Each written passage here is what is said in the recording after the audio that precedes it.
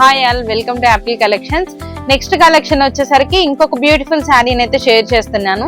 శారీ వచ్చేసరికి all over sari ఇదిగోండి, full quality. ఇవి కూడా సేమ్ ఎక్సలెంట్ ఫ్యాబ్రిక్ అన్నమాట. దీనికి కూడా కంఫర్ట్ చూడండి. ఇది వచ్చేసరికి పళ్ళు అన్నమాట. పళ్ళు వచ్చేసరికి ఇలా హెవీ వర్క్ అన్నమాట.